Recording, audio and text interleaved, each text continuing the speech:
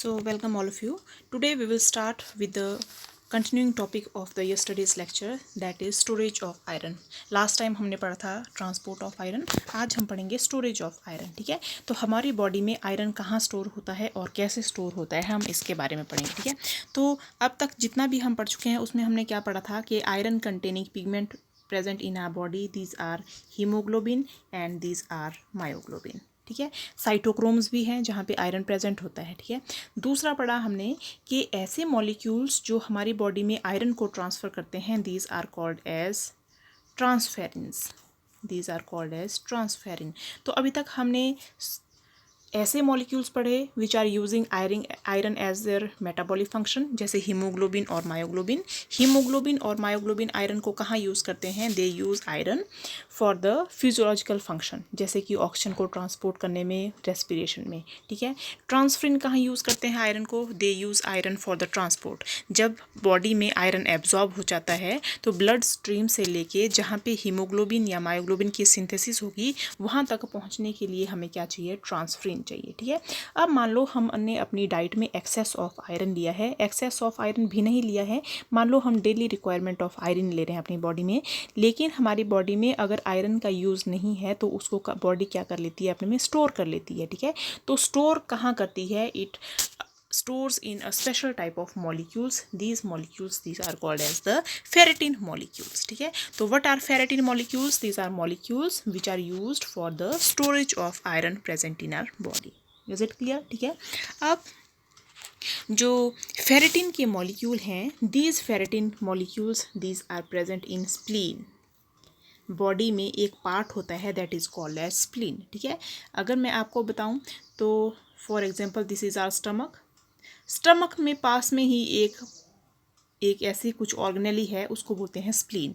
इस स्प्लीन में कहाँ क्या प्रेजेंट होता है? ट्रांसफरिन प्रेजेंट होता है. और ये ट्रांसफरिन नहीं, फेरेटिन प्रेजेंट होता है. और ये फेरेटिन क्या करता है? It serves as a store house for the iron. So I can say that in mammals the iron it is stored in a large hollow protein called as ferritin. ये जो ferritin के molecule हैं ये हैं proteins हैं. ये ultimately ferritin molecules क्या हैं? These are proteins. Ferritin molecules are proteins. ठीक है, प्रोटीन कैसे प्रोटीन है? ये ऐसे प्रोटीन है कि मेरे पास कुछ ऐसा होगा, ऐसा इनका स्ट्रक्चर है, और बीच से कैसे हैं? दीज आर हॉलो, खाली हैं बीच से, मतलब एक बैग की तरह है. ये जो बाहर जो मैं ड्रॉ कर रही हूँ ये वाला पार्ट, ये सारा क्या है? प्रोटीन वाला पार्ट. और ये जो अंदर है ये सारा हॉलो है. इस अंदर यहाँ पे मान लो इस कलर में ये जो सारा है ये आयरन प्रेजेंट है. ठीक है, तो फेरेटिन मॉलिक्यूल्स या ferritin proteins they are present in the form of large hollow proteins which are called as ferritin, and inside the hollow in the cavity of the ferritin it is present the iron, storehouse of the iron. तो जैसे एक pouch होता है, जैसा bag होता है, उस bag की तरह प्रोटीन है ये फेरेटिन प्रोटीन. ठीक है, फेरेटिन प्रोटीन अपने अंदर जो भी उसकी कैविटी है उसमें क्या स्टोर करती है? आयरन. तो ferritin it serves as a store house for the iron and it prevents the increase in the concentration which may prove toxic. अगर हमारी बॉडी में आयरन की कंसनट्रेशन इंक्रीज हो जाएगी तो हमारी बॉडी में नेगेटिव इफेक्ट, टॉक्सिक इफेक्ट होना स्टार्ट हो जाएंगे. अगर बहुत ज़्यादा आयरन की कंसनट्रेशन इंक्रीज हो जाती है तो it can also prove fatal to us, मतलब ये फटल भी हो सकती है, इंसान मर भी सकता है आयरन की कंसनट्रेशन अगर बहुत ज़्यादा इंक्रीज हो जाए. तो इसीलिए आयरन की कंसनट्रेशन को मेंटेन करने के लिए क्या होता है? जो भी एक्स्ट्रा आयरन है it will be released in the ferritin molecule, और धीरे धीरे यहाँ से आयरन क्या होता रहेगा? बाहर की तरफ रिलीज होता रहेगा. जब भी बॉडी में आयरन की रिक्वायरमेंट होगी फेरेटिन अपने से आयरन को रिलीज करता जाएगा और एक्सेस ऑफ आयरन अपनी बॉडी में अपने पाउच में क्या करेगा? स्टोर कर लेगा. सो it is called as the controlled release, that it is released in a controlled fashion. It means that whenever there is the requirement of iron in the body, iron will be released from the ferritin molecule, otherwise क्या होंगे? वो वहीं पे क्या रहेंगे? Store रहेंगे. ठीक है, अब मैंने अभी आपको बताया कि फेरेटिन मॉलिक्यूल कहाँ प्रेजेंट है. Ferritin molecule mainly occurs in 3 different parts. First they are present in liver में प्रेजेंट होते हैं फेरेटिन. दूसरा they are present in the spleen, और finally they are also present in the bone marrow. Bone marrow क्या होती है? जो bone का अंदर वाला पार्ट होता है उसको बोलते हैं बोन मैरो। तो फेरेटिन मॉलिक्यूल के 3 स्टोर हाउसेज हैं बॉडी में। They may be present in liver, they may be present in spleen and they may be present in the bone marrow. Is it clear? ठीक है, इसमें आपको मैं एक दिखाती हूँ, एक पिक्चर इसकी। इस पिक्चर में आप ध्यान से देखिए कि यहाँ पे हमने क्या किया है, हमने यहाँ पे मॉलिक्यूल ऑफ आयरन को क्या किया है, कंज्यूम किया है। आयरन को यहाँ से हमने कंज्यूम किया है। कंज्यूम होने के बाद कुछ आयरन तो हमारी इंटेस्टाइन से कहाँ चले गया, ट्रांसफरिन में चले गया।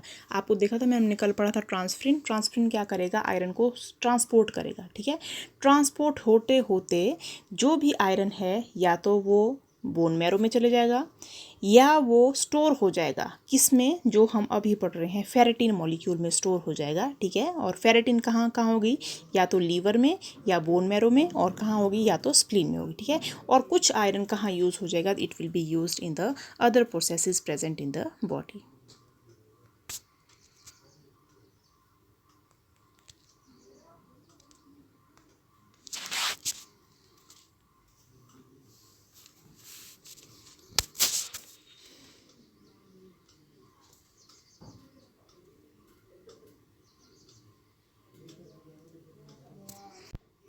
जो फेरेटिन मॉलिक्यूल है, ferritin molecule it is present in almost all the organisms. Mollusc में हो सकता है, फंजाई में होगा, बैक्टीरिया में होगा, प्लांट्स में होगा, एनिमल में होगा। तो we can say it is present in almost every living organism which is present in the earth. ठीक है, और स्टडीज़ क्या शो करती हैं कि जो फेरेटिन है it is also present in human placenta. It is present in human placenta. ठीक है, प्लेसेंटा क्या चीज़ होती है, जो चाइल्ड होता है मदर के वॉम्प में, मदर के वॉम्प में जो भी मस्कुलर रैप उसके अराउंड होता है उसको बोलते हैं प्लेसेंटा। ठीक है, तो प्लेसेंटा में भी फेरेटिन देखने को मिल गया है। तो ये क्या इंडिकेट करता है कि whenever iron is required by the fetus inside the womb of a mother, it is available for it in form of the ferritin molecules। तो फेरेटिन वहाँ से आयरन को क्या करेगा, ट्रांसपोर्ट कर देगा। फिटस में जब भी हीमोग्लोबिन की सिंथेसिस होगी या आयरन की इन्वॉल्वमेंट होगी, it will be transported by ferritin from the placenta into the foetus. Is it clear? ठीक है, तो this is also one of the very important discovery that ferritin it is present in the placenta and in almost all the organisms. अब हम देखते हैं कि ferritin का structure कैसा है। फेरेटिन इट इज़, मैंने आपको पहले ही बताया है कि it is in the form of a hollow sphere. Ferritin it is present in the form of a hollow sphere. Hollow sphere जैसे मान लो ये है इसका होलोस्फीयर। ठीक है, बाहर जो भी है ये एक प्रोटीन है जो फेरेटिन है। दिस इज़ द होलोस्फीयर अंदर, और एक होलोस्फीयर में there are about 4500 iron atoms present होते हैं इन वन होलोस्फीयर। ठीक है, और आयरन के साथ साथ Fe it is present in +3 oxidation state. तो in one hollow sphere of one ferritin molecule there are about 4500 iron atoms present along with some of the phosphates, oxo groups and the hydroxyl ligands। ठीक है, आप यहाँ पे भी देख सकते हैं, इसको यहाँ पे लिखा है कि there are about 4500 of iron atoms with some phosphate groups, some of the oxo groups and some of the hydroxyl ligands which are present in the this holosphere। अब जो ये प्रोटीन है, जो फेरेटिन है उस फेरेटिन को मैंने कहा था कि मान लो ये है फेरेटिन। फेरेटिन के अंदर बहुत सारे क्या हैं, आयरन एटम है। ठीक है, इन आयरन एटम्स को मैं कंप्लीटली रिमूव भी कर सकती हूँ। तो iron which are present in the ferritin they can be completely removed. कब रिमूव करेंगे, अगर मैं इस फेरेटिन को किसी भी रिड्यूसिंग एजेंट के साथ रिएक्ट करूं। अगर मैं इस फेरेटिन को किसी रिड्यूसिंग एजेंट के साथ ट्रीट करूं तो हम इसके सारे के सारे आयरन को क्या कर सकते हैं, यहाँ से रिमूव कर सकते हैं। ठीक है, और कौन सा रिड्यूसिंग हो सकता है ये, दिस कैन बी सोडियम, आप इसको नोट कर लो, it can be sodium dithionite. It can be sodium dithionate। तो if the ferritin molecule it is treated with sodium dithionate which is a reducing agent, all of the iron atoms can be removed from the ferritin molecules। और लेकिन यहाँ पे क्या होनी चाहिए, pH क्या होनी चाहिए, pH should be little acidic, थोड़ी सी एसिडिक pH पे, और reducing agent sodium dithionate की presence में we can remove all the iron atoms which are present in the ferritin molecule। ठीक है। और ये ध्यान रखना कि pH एसिडिक होनी चाहिए। इफ़ इट इज़ बेसिक और neutral it is not possible to remove the iron atom. अब अगर इस फेरिटिन मॉलिक्यूल से हमने सारे के सारे जो आयरन रिमूव कर दिए, ठीक है, मान लो ये था फेरिटिन का मॉलिक्यूल, इसमें से सारे मैंने आयरन बाहर ले आई, तो पीछे जो प्रोटीन का स्ट्रक्चर बचा, मैंने बोला था कि फेरिटिन क्या चीज़ है, it is a protein structure है। आयरन रिमूव करने के बाद सारे के सारे आयरन बाहर निकल गए। आयरन रिमूव करने के बाद जो भी पीछे स्ट्रक्चर बचा it is called as apoferritin. देख रहे हैं आप यहाँ पे स्पेलिंग लिखी है यहाँ पे, this structure it is called as the apoferritin structure. Apoferritin. So what is apoferritin? It is just the protein covering of the ferritin. When all of the iron atoms which are removed from the ferritin, it is called as apoferritin. Okay, iron atom are released from the ferritin molecule in a controlled way. ये मैंने आपको पहले बताया, controlled way का मतलब है कि जब हमें ज़रूरत होगी तो आयरन वहाँ से रिमूव हो जाएगा और ज़रूरत नहीं होगी तो आयरन वहाँ से रिमूव नहीं होगा, ठीक है। अब आपको मैं फिर से एक स्ट्रक्चर दिखाती हूँ आयरन का। देखो ये वाला स्ट्रक्चर, देखो ये जो स्ट्रक्चर है this is the structure of ferritin molecule. बाहर क्या देख रहे हैं, जो भी आप ये कवरिंग देख रहे हैं बाहर, ये है प्रोटीन का स्ट्रक्चर। जो भी ये कवरिंग है मजेंटा कलर की, ये कुछ वायलेट कलर की और ब्लू कलर की, ये है फेरेटिन के मॉलिक्यूल, ठीक है। फेरेटिन की प्रोटीन जो है, और अंदर आपको कुछ दिख रहा होगा यहाँ पे डॉट्स के फॉर्म में, अंदर कुछ दिख रहा होगा आपको जो लिखा है यहाँ पे, iron stored as a mineral in acid inside the ferritin. तो जो अंदर जो डॉट डॉट दिख रहे हैं आपको, ये क्या चीज़ है, these are the iron molecule. और एक फेरेटिन मॉलिक्यूल में कितने आयरन हैं, about 4500 iron atoms, these are present in the one molecule of the ferritin. Is it clear, ठीक है। और अब देखो जब भी यहाँ से हमें आयरन रिमूव करना है तो ये जो फेरेटिन का मॉलिक्यूल है, ये जो फेरेटिन का मॉलिक्यूल है, इसमें कुछ चैनल्स हैं। चैनल्स मतलब जहाँ से आयरन अंदर आ सकते हैं और जहाँ से आयरन बाहर आ सकते हैं, ठीक है। तो देयर एपोफेरेटिन, समझ गया आप। एपोफेरेटिन क्या थी, अगर मैंने आयरन यहाँ से रिमूव कर दिए तो जो भी पीछे प्रोटीन बचा उसको बोलेंगे हम एपोफेरेटिन। तो अब मैं बोल सकती हूँ कि एपोफेरेटिन में कुछ चैनल्स प्रेजेंट है जहाँ से आयरन अंदर आ सकता है और बाहर जा सकता है। तो I can say that apoferritin they contain some channels. Which are those channels? These are 8 of them are hydrophilic channels. Hydrophilic मतलब water loving channels, and 6 of them are hydrophobic channels. Remember it, apoferritin contains 8 hydrophilic channels and there are 6 hydrophobic channels, and iron atoms are released through them in a controlled way whenever iron is required in the body. एक और चीज़ याद रखनी आने कि जो Fe3 positive है, Fe3 positive है, अगर फेरेटिन मॉलिक्यूल के अंदर एंटर जाना है इस Fe3 पॉजिटिव को, तो Fe3 positive it enters the ferritin molecule through the hydrophilic channels and leave outside of this ferritin molecule through the hydrophobic channel. जब आयरन अंदर जाएगा it will move by the hydrophilic channel, and जब ये ferritin molecule से बाहर आएगा तो it will be remove from the hydrophobic channel. तो फेरेटिन मॉलिक्यूल में जो चैनल्स हैं जहाँ से आयरन अंदर बाहर जा सकता है वो 2 टाइप के चैनल्स हैं। एक है आपके पास हाइड्रोफिलिक चैनल और एक है आपके पास हाइड्रोफोबिक चैनल। हाइड्रोफिलिक चैनल से आयरन अंदर जाएगा और हाइड्रोफोबिक चैनल से आयरन बाहर जाएगा। यहाँ पे भी एक स्ट्रक्चर दिखा रहे हैं फेरेटिन मॉलिक्यूल का। तो this is the structure of ferritin molecule. बाहर से बहुत ज़्यादा रैप्ड है ये, मतलब बहुत बड़ी प्रोटीन है। ये एक स्ट्रक्चर शो कर रहा है, इसका क्रॉस सेक्शन स्ट्रक्चर। तो बाहर क्या है, ये सारी क्या है, इसमें प्रोटीन है ये सारी। अंदर जो है ये हॉल पार्ट है जहाँ पे क्या प्रेजेंट होगा, आयरन होगा। तो it is also one of the cross section which is showing the molecule of ferritin. अब आप देखते हैं कि इस मॉलिक्यूल से सारे के सारे आयरन हमने रिमूव कर दिए हैं, तो इसको हम क्या बोलेंगे, it is called as apoferritin. When all the iron are removed, it is called as एपोफेरेटिन। ठीक है, यहाँ पे मैंने कुछ आयन्स लिखे हैं कि आयरन के साथ साथ क्या प्रेजेंट हो सकता है। आयरन के साथ साथ यहाँ पे अगर मैं लिखूँ फेरेटिन मॉलिक्यूल में आयरन के साथ साथ फॉस्फेट ग्रुप, ऑक्सो ग्रुप और हाइड्रोक्साइल ग्रुप साथ में प्रेजेंट होते हैं। These are the ferritin molecule, ठीक है। और जो मॉलिक्यूल है, जो फेरेटिन मॉलिक्यूल है, इसमें जो प्रोटीन है it is present in the folded manner. इस तरह से फोल्डेड मैनर में प्रेजेंट होती है ये प्रोटीन इसमें, ठीक है। एक और चीज़ मैंने आपको शो करनी थी, 1 मिनट। I want to tell you that जो फेरेटिन है जब उसमें आयरन है it will be red in colour, लेकिन जैसे ही उसमें से आयरन रिमूव हो गए when it is formation of apoferritin it becomes a colourless protein, ठीक है। और एपोफेरेटिन में जो आयरन है it is present in the form of the micelle. Iron अकेला आयरन एटम की फॉर्म में नहीं प्रेजेंट होगा, इस कॉम्प्लेक्स इस सॉल्ट की प्रेजेंट में होता है आयरन प्रेजेंट। तो iron it is present in the form of a salt, a missile which is oxyhydroxide phosphate complex. So we can say that in the hollow sphere of ferritin, iron 3 positive it is present in the form of colloidal missile. Colloidal missile, and what is the composition? It is FeOOH FeO FO3H2, ठीक है। It is also called as